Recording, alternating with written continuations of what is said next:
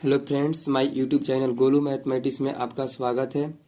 आज हम बात करने वाले हैं बीएससी पार्ट 1 के 3D चैप्टर के बारे में। और पिछले लेक्चरों में हम लोगों ने डायरेक्शन कोसाइन और डायरेक्शन रेशियो के बारे में जाना था। आज हम लोग पढ़ेंगे topic straight line in space. इसमें पढ़ेंगे एक थ्योरम जो सिद्ध करेंगे।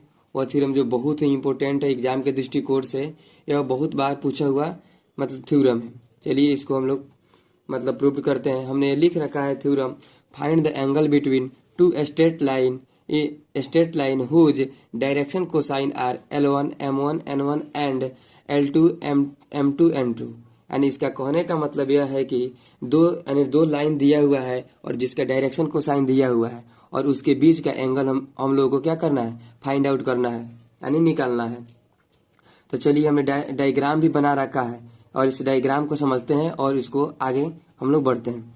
इस डायग्राम में हमने यानी 3 एक्सिस लिया है, यानी 3D में 3 एक्सिस पढ़ना है, यानी x axis, y axis and z axis. और इस एक्सिस में हमने दो स्ट्रेट लाइन खींचा है। कहाँ से? मूल बिंदु से, यानी ओ ओरिजिन से 2 स्ट्रेट लाइन खींचा, यानी ओ से यानी मूल बिंदु से, यानी पी एक स्ट्रेट लाइन खींचा और एक क्यू स्ट्रेट लाइन खींचा जिसका डायरेक्शन कोसाइन है L1 M1 और N1, और दूसरे वाला का डायरेक्शन कोसाइन है L2 M2 और N2, L1 M2 and N2, और दूसरे का है L2 M2 एंड N2। चलिए हम लेट करके कुछ बातों को एज्यूम कर लेते हैं। यहाँ से लिखते हैं हम, लेट डायरेक्शन कोसाइन ऑफ मूल बिंदु से, यानी इसकी ओपी जो है, इसका डायरेक्शन कोसाइन क्या है? तो direction cosine of OP is equal to L1 M1 और N1 है। डायरेक्शन कोसाइन को हमने शॉर्ट में लिख रखा है। फिर direction cosine of O Q, इसका क्या है? L2 M2 और M2 और OP। और लेट ये भी कर लेते हैं, OP is equal to R1 and OQ is equal to R2। और हम लोगों ने P का कोऑर्डिनेट मान रखा है X1 Y1 और Z1, क्योंकि हम लोग 3D पढ़ रहे हैं। और Q का कोऑर्डिनेट मान रखा है X2 Y2 एंड Z2। तो इसको भी हम लोग लिख लेते हैं। तो Phi is equal to X1 Y1 and Z1 and Q का कोऑर्डिनेट होगा X2 Y2 एंड Z2। तो हम लोगों ने P का कोऑर्डिनेट भी जान गया और Q का कोऑर्डिनेट भी जान गया। अब हम लोग क्या करते हैं, L1 M1 और N1। तो L1 M1 और N1 को हम लोग लिख सकते हैं, यानी L1 को लिख सकते हैं cos अल्फा, यानी cos अल्फा 1, क्योंकि L1 यहाँ पे पढ़ रहे हैं। उसके बाद M को क्या लिख सकते हैं? cos beta 1 and cos gamma 1। उसी प्रकार L2 M2 एंड N2, इसको क्या लिख सकते हैं? cos alpha 2, cos beta 2 and gamma 2।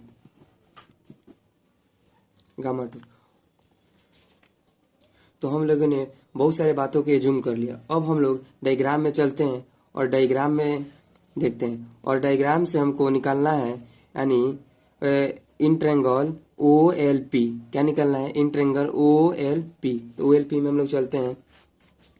यहाँ से लिखेंगे इन ट्रायंगल OLP में, यानी यहाँ पे डायग्राम में देखिए, अगर थीटा के सामने वाला कोण क्या होता है? लंब होता है। और उसका जिसमें लंब होता है वह आधार कहलाता है, यानी बेस कहलाता है। और यहाँ पे जो कर्ण का काम कर रहा है OP कर रहा है।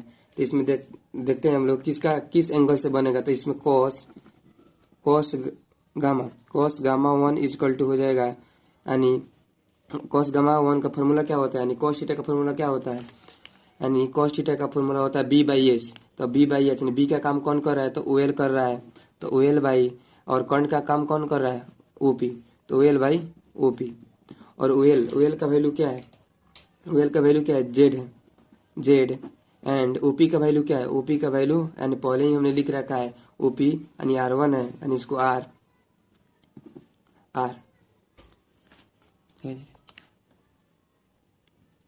तो हम लोगों ने ये जाना। और देखिए हम लोग यहाँ पे कॉस गामा 1 को क्या लिख सकते हैं, यहाँ से कॉस गामा यानी कॉस गामा 1 यहाँ से हम लोग लिख सकते हैं यानी n यानी N1 इजकल टू Z1/R1। अब यहाँ से हम Z1 का वैल्यू निकालते हैं तो Z1 इजकल टू क्या हो जाएगा, N1 यानी क्रॉस मल्टीप्लिकेशन कर रहे हैं N1 और R1 और हमने Z1 का मान निकाल लिया। उसी प्रकार यहाँ से सिमिलरली कर लेते हैं, क्या कर लेते हैं, सिमिलरली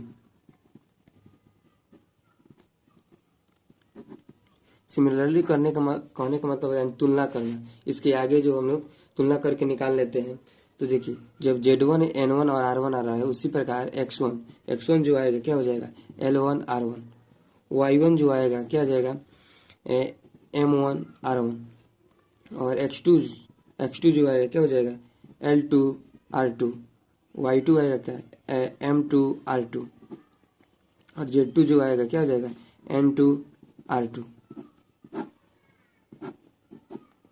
और R2। ये बातों को हमने एज्यूम कर लिया। अब हम लोग डायग्राम को देखते हैं। डायग्राम में यानी OP हमको क्या फाइंड आउट करना है, OP को हम लोग फाइंड आउट करते हैं तो OP हम लोग निकालते हैं। चलिए OP निकालते हैं। OP निकालेंगे हम लोग किस, दूरी सूत्र से निकालेंगे OP तो क्या आएगा, तो 0, क्योंकि मूल बिंदु से हम लोग निकाल रहे हैं OP, 0 माइनस एक्स का whole square plus 0 minus y का whole square plus 0 minus z का होल स्क्वायर।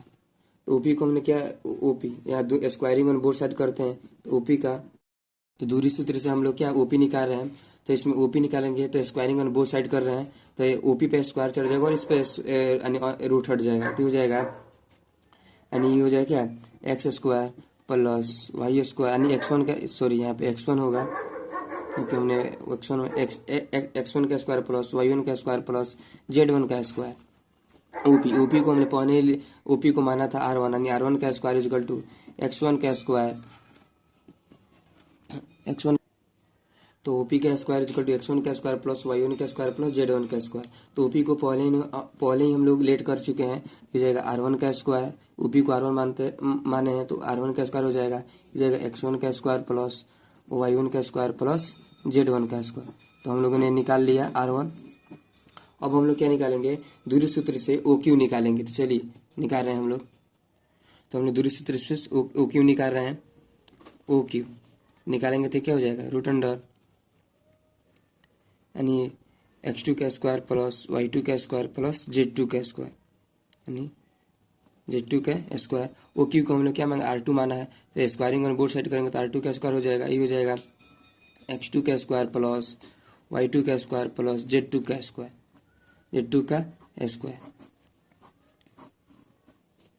अब हम लोग क्या करते हैं, दूरी सूत्र से ही PQ फाइंड आउट करते हैं। क्या PQ फाइंड आउट करते हैं डायग्राम से। देखिए यहाँ पे डायग्राम हमने बना रखा है।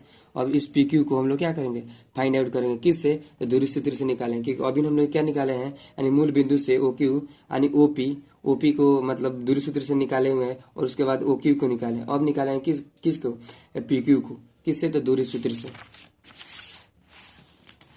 से हम लोग PQ को निकाल रहे हैं।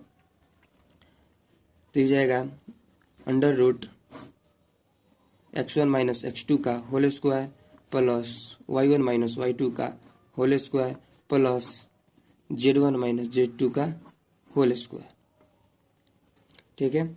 अब हम लोग क्या स्क्वायरिंग ऑन बोथ साइड करेंगे तो PQ का स्क्वायर हो जाएगा और इधर हो जाएगा X1 माइनस X2 का whole square plus Y1 minus Y2 का whole square plus Z1 minus Z2 का होल स्क्वायर। ठीक है। अब हम लोग क्या करते हैं, PQ का स्क्वायर, अब इसको A माइनस बी के होल स्क्वायर पर ब्रेक करते हैं। क्या करते हैं, A माइनस बी के होल स्क्वायर पे इसको हम लोग क्या ब्रेक करते हैं। चलिए तो इसको करते हैं X1 का स्क्वायर प्लस X2 का square minus 2X1 X2 plus इसको भी किस A माइनस बी के होल स्क्वायर को ब्रेक करते हैं, ये हो जाएगा y1 का स्क्वायर प्लस y2 का square minus 2 y1 y2 plus इसको भी वैसा ही करेंगे, यानी z1 का स्क्वायर प्लस z2 का स्क्वायर माइनस 2 z1 z2। अब हम लोग पी क्यू का स्क्वायर इक्वल टू, इसमें से क्या करते हैं x1 यहाँ से y1 यानी x1 का स्क्वायर प्लस y1 का स्क्वायर प्लस z1 का स्क्वायर एक जगह कर लिए। फिर क्या करते हैं प्लस x2 का स्क्वायर प्लस y2 का स्क्वायर प्लस z2 का स्क्वायर एक जगह कर लेते हैं, एंड माइनस 2 को कॉमन कर लेते हैं, x1 x2 plus y1 y2 plus z1 z2। अब हम लोगों ने निकाला था अभी ओ क्यू निकाला था, यहाँ पे देखिए OP भी निकाला था और OQ भी निकाला था,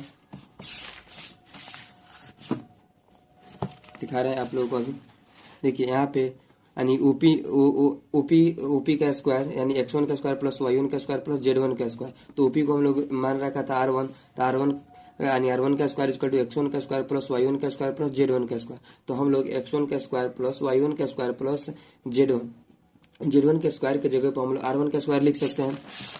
यहाँ से देखिए इसकी जगह पर हम लोग इसके जगह पर क्या लिख सकते हैं, यानी पी क्यू का स्क्वायर इक्वल टू इसके जगह पर हम लोग R1 का स्क्वायर कर सकते हैं। अभी फिर यहाँ पे निकाला था हमने R2 यानी x2 का स्क्वायर प्लस y2 का स्क्वायर प्लस z2 का स्क्वायर। इसके जगह पर हम लोग क्या लिख सकते हैं, इसकी जगह पर हम लोग लिख सकते हैं R2 का स्क्वायर माइनस इसको ऐसा ही रहने देंगे 2x1 x2 plus y1 y2 plus z1 z2। अब हम लोग क्या करते हैं, यहाँ पे जो हम लोग x1 x2 y1 y2 निकाला था पीछे, यहाँ पे निकाला था हम लोगों ने x1 यहाँ पे निकाला था। देखिए यहाँ पर x1 का वैल्यू निकाला था, y1 का वैल्यू निकाला था, x2 का वैल्यू और y2 का वैल्यू निकाला था, n1 z1 का वैल्यू जो भी निकाला था यहाँ पे पुट कर रहे हैं। जैसे x1 का वैल्यू हमने क्या निकाला था L1 R1 M1 R1, उसी प्रकार इसको पुट कर रहे हैं हमने। तो हम लोग इसका वैल्यू इसमें पुट करते हैं, तब पी क्यू का स्क्वायर इक्वल टू यानी R1 का स्क्वायर प्लस R2 का स्क्वायर माइनस 2 इतना का वैल्यू क्या डालते हैं हमने L1 L2 R1 R2 plus M1 M2 R1 R2 plus N1 N2 R1 R2 डाल दिया। और पी क्यू का स्क्वायर इक्वल टू यानी R1 का स्क्वायर प्लस R2 का स्क्वायर माइनस इसमें से कॉमन दिख रहा है R1 R2, यानी इसमें सब में से कॉमन दिख रहा है 2 R1 R2 कॉमन जब दिख जाएगा ये हो जाएगा L1 L2 plus M1 M2 plus N1 N2। तो हम लोगों ने किसका वैल्यू निकाल लिया, तो पी क्यू स्क्वायर का वैल्यू हम लोग निकाल लिया। अब तो हम लोगों ने पी क्यू स्क्वायर का भी वैल्यू फाइंड आउट कर लिया। अब हम लोग इसमें किसका यूज करेंगे, तो कोसाइन रूल का। तो using cosine rule in triangle किसमें, in triangle O P Q में, इन ट्रायंगल किसमें हम लोग कर रहे हैं ओ पी क्यू में। देखिए हम लोग इन triangle O P and Q में किसका उपयोग कर रहे हैं, कोसाइन रूल का। तो कोसाइन रूल कहता है क्या है, यानी ओपी का स्क्वायर प्लस ओक्यू का स्क्वायर और माइनस पी क्यू का स्क्वायर बटे 2 ओपी इंटू ओक्यू। तो इस सबका वैल्यू हम लोगों ने निकाल रखा है, क्या सबका वैल्यू हम लोगों ने निकाल रखा है। तो चलिए हम लोग इसमें इसका मतलब कोसाइन रूल यूज कर रहे हैं इसमें। तो देखिए कोसाइन रूल का फॉर्मूला क्या होता है, तो हम आप लोग बताते हैं। तो कॉस थीटा इक्वल टू होता है यानी ओपी का स्क्वायर प्लस ओक्यू का स्क्वायर माइनस पी क्यू का स्क्वायर अपॉन हो जाएगा 2 इंटू ओपी इंटू ओक्यू। ये हमारा कोसाइन रूल का फॉर्मूला होता है। अभी हम बताएं आप लोगों को पीछे। अभी इसमें सबका वैल्यू हमने निकाल रखा है, ओपी का भी वैल्यू ओक्यू का एंड माइनस पी क्यू का भी वैल्यू निकाल रखा है। अब इसको इसमें पुट करते हैं, चलिए पुट कर रहे हैं हम। तो cos theta is equal to OP, OP को क्या माना है हमने R1 का स्क्वायर प्लस यानी R2 का स्क्वायर माइनस PQ का वैल्यू हमने यहाँ पर अभी निकाला, PQ स्क्वायर का वैल्यू तो हो जाएगा यहाँ से R1 का स्क्वायर प्लस R2 का square minus 2R1 R2 L1 L2 plus M1 M2 plus N1 N2 निकाला एंड 2 OP का वैल्यू हम लोग R1 एंड R2 पहले से ही जानते हैं, तो OP का वैल्यू हम लोग पहले से R1 और R2 जानते हैं। अब इसको निकालते हैं तो cos थीटा इक्वल टू हो जाएगा यानी R1 का स्क्वायर प्लस R2 का स्क्वायर, इस माइनस से सब में मल्टीप्लाई कर देते हैं, किससे सब में मल्टीप्लाई कर देते हैं तो माइनस R1 का स्क्वायर हो जाएगा माइनस R2 का स्क्वायर हो जाएगा, ये माइनस माइनस मिलके क्या हो जाएगा प्लस हो जाएगा यानी प्लस 2R1 R2 तो ये L1 L2 plus M1 M2 plus N1 और N2 और ये हो जाएगा 2R1 R2। अब देखिए कुछ कटने वाला आपको दिखता होगा, R1 से R1 बच जाएगा, यह भी कट जाएगा, ये भी कट जाएगा, बच गया मेरे पास 2R1 R2 और L1 L2 plus M1 M2 plus N1 N2 by 2R1 और R2। चलिए देख रहे हैं इसको यहाँ पे हम लोग